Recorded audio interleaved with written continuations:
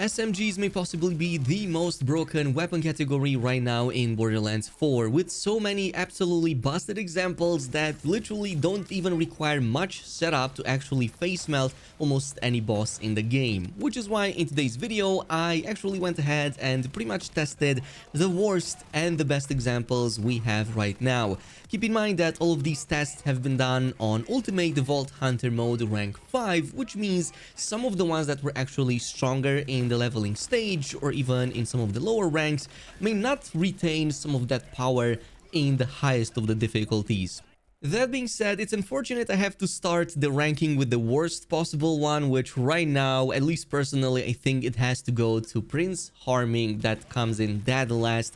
Its Pamplemousse effect may become overpowered at some point in the future, but right now there's nothing to properly interact with it, because when you hit enemies, it also deals damage to you, and then if you take down that enemy, it's going to grant stacks of cruelty, which will restore overshield, and there's like a maximum of 30 stacks that can do that. I really thought that there could be a cool synergy with Vex in this case and her Teen Witch class mod, but unfortunately it's not quite as good as I thought it would be. Yes, it does help because it also consumes the overshield to actually not deal damage to your HP, but it's not like it's buffing the damage, it's just working with some extra overshield. So until we actually get something broken that can take advantage of stacks of overshield to somehow buff our damage, I think that this is just purely one of the worst SMGs right now in the game.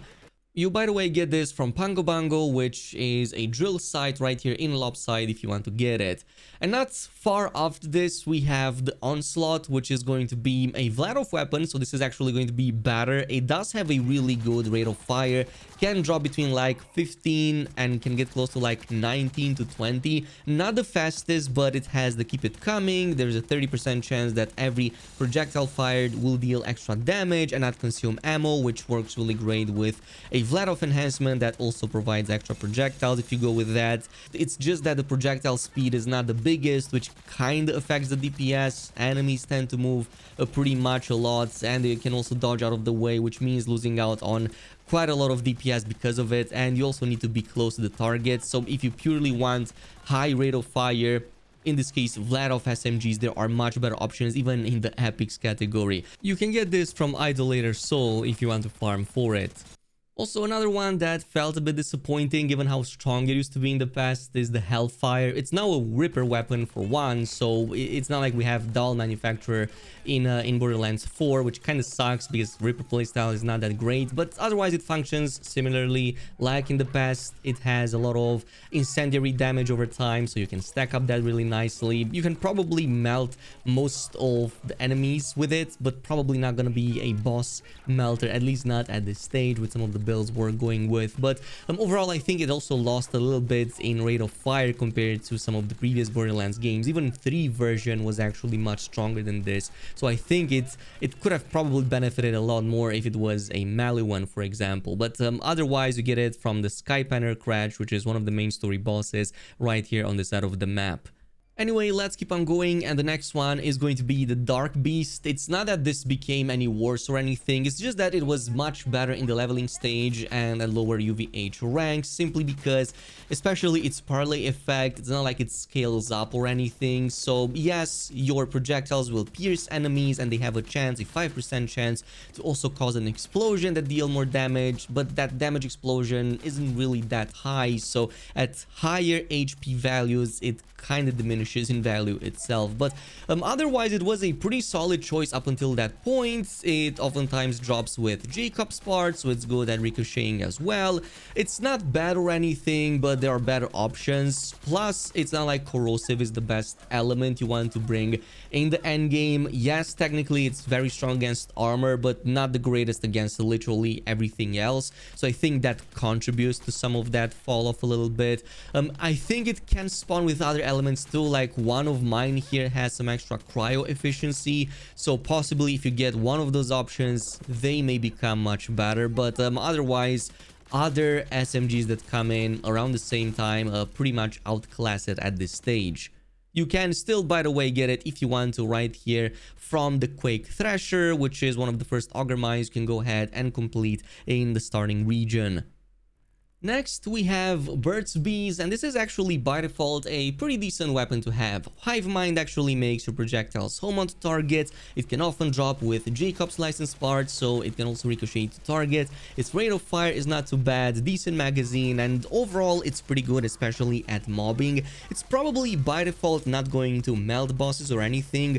However, because it's a Vladov SMG, and because it can actually roll off with alt fire, it means it can be part of some of these very broken interactions right now. I don't currently have a version of that, but if you have a version of the Bird Beast that can roll with either alt fire, flamethrower, or taser gun, it's literally going to be a game changer. Either of them can actually stack so much extra projectiles that you're literally going to face melt through everything. Here's an example with a different version that has that interaction, and as you can see, it's absolutely bugged. And yes, that interaction can actually work for Burt's Bees as well. Now, I didn't want to actually go to that immediately because I think at some point that will get fixed, but I just wanted to showcase the fact that this still has the potential to become absolutely broken with that interaction. If you want it, you can farm it at Sludgemaw on this side of the map. Definitely aim for one with the flamethrower or the taser gun.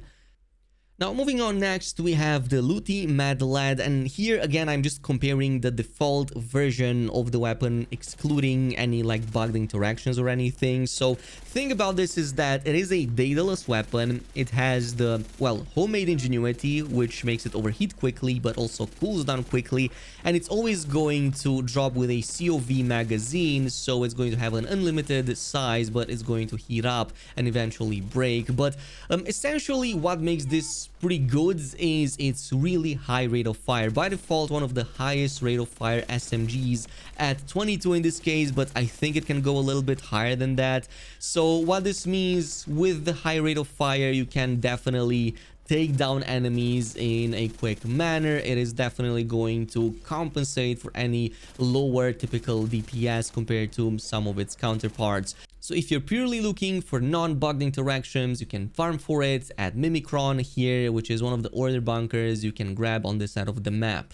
And here's where the fun actually starts, because the next examples from this point on are all either super OP or have some really cool interactions. And we're going to start with the Oh My God in this case, which essentially has the energy transfer. It's kind of like a Ghostbuster weapon. When energy shield is active, grants 50% damage and no ammo consumption by consuming your shield instead of the ammo. And when overshield is also active, energy shield will not deplete, essentially meaning that as long as you can generate overshield, you will constantly run with a 50% damage and no ammo consumption at all, which couples extremely well with something like the Teen Witch mod for Vex, which pretty much gives us a ton of overshield. So this means we're constantly running with that buff. And I'm not gonna lie, the damage is not gonna be the highest, just because you're always going to roll, in this case, shock damage on it, so it's not going to be effective against all forms of HP bars, but it's still going to be a pretty interesting way of playing, because you don't have to worry about ammo or anything, and you can still generate that overshield even while using the weapon, which itself should consume your shield anyway, as long as you're playing with a character like Vex. But if there's other characters that can run with that, it can possibly become even better. You, by the way, get this from the final boss at the Elpis Orbital Shatterfield. You do have to go back to space and defeat Callus, or at least that version of Callus, to have a chance for this to drop. Next, though, we have the Plasma Coil, and this can actually spawn with multiple different types of elements. In this case, a combination between either. It gives the superheated mechanic, and unlike all other Malevolent weapons, this shoots those spheres of energy at a very high speed. The fire rate on this is going to be absolutely off the charts, which means easily exploiting that to deal a ton of splash damage, and it's probably going to work best on Harlow and Amon, but I've tried this on Vex, and even on her it works really great. So great during the leveling stage, and still amazing in UVH5, which is why it gets such a high spot from me. In fact, if you go with the Malevolent enhancement, that also deals 10% damage of the... You, by the way, get this from the final boss in the game here at the Upper Dominion if you want to go ahead and farm it. Which now brings us to all of the remaining broken OP categories in the SMG category. And I do want to start things off with Surprise, surprise, actually some epics. And probably the most busted of them all is likely going to be a weapon such as the Flutie. This has a very good chance actually to spawn with that alt-fire, flamethrower, or the taser gun, either of them, but it's going to all be, of course, random. And the bugged interaction I was talking about previously that could also work on Bart's Bees, by the way, is that if you constantly switch between firing modes, so between regular bullets and flamethrowers, back and forth, you're pretty much going to massively increase the number of projectiles this weapon can actually shoot at the same time, from about like 3 to 4 to, I don't know, a dozen or more, maybe even like up to 20, depending how much you stack that. And yes, it's further going to benefit from the Vladov enhancement that further provides more chances for even more of those projectiles. So in essence, you can essentially turn this into a boss melter without even using a build if you want to go with that route. You don't even actually need a knife. One of those crit knives doesn't even matter because you're shooting so many of those projectiles into the target that it's going to be GG's. This, by the way, drops very often actually from Splash Zone. You do need to stay quite a bit for the farm there to actually get the perfect one, but Splash Zone, for me personally, has been one of the best. Now, if you want something that's not completely broken, but still actually has solid rate of fire, GCX with alt-fire overcharge has actually been a blast to play with. So the thing about this is that it increases burst count to 6 and fire rate to 12.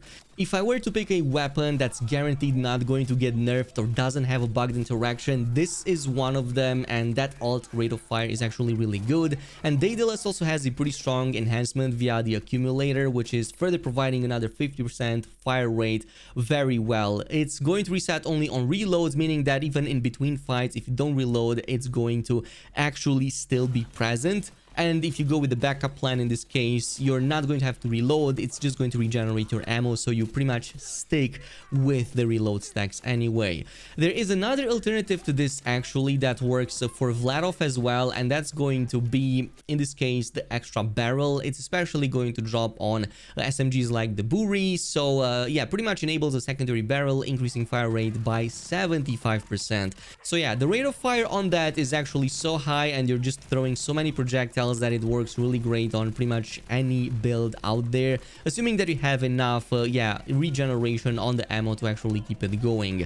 Just like in the previous example with the Flutie, this is also a world drop, and again, for me, dropped from Splash Zone. There's quite a few of them there, but you can pretty much get them from any other boss out there. So just farm for whatever legendary you want and keep an eye out for epics when they drop from the boss, because chances are you can get it from anywhere. Which brings us to the final weapon and possibly the strongest SMG, that being, of course, the KO Sun in this case, which obviously just sticks a lot of explosive rounds into the targets. And once again, it doesn't require any bugged interactions to actually be very strong. And being a Vladov benefits from extra projectiles as well. Even the shots that you're seeing here where I'm throwing the knife, it's the version that doesn't have the critical on it, just the extra damage, which is never going to get fixed because there's nothing to fix. It just works as intended. So even with that and without the critical hits, as you can see, it's more than capable of pretty much melting bosses outright, especially on characters that can throw in a ton without actually having to reload the weapon for a while. To get this weapon, you're going to need to defeat the final boss here at the Ark of Origo, which is going to be, pretty much the vault in the snowy region. Now, there were a couple of weapons that I wasn't able to cover in this video simply because, the shift/twitch drops mechanic doesn't work at all for me for some reason. It's been like a week at this point. Midnight Defiance would have been one of them from the Twitch drops. It simply doesn't want to drop, so I simply cannot test it. And another one was the level 1 Matador's Match, which you get either from Deluxe Edition or the pre-order, but that's mostly going to be a level 1 weapon that you're not going to get a level 50 from that pack. It may drop from bosses randomly, but I have not seen one at all in like almost 200 hours of playtime at this stage. So if you do have a level 50 of this, let me know down below in the comments. It has the potential, at the very least, the chance to be a really solid all-around SMG to have. But this is pretty much it with the ranking. Let me know down below if you have a different opinion of it, or if you were able to make these even stronger for your setup. Thanks so much for watching, and until next time.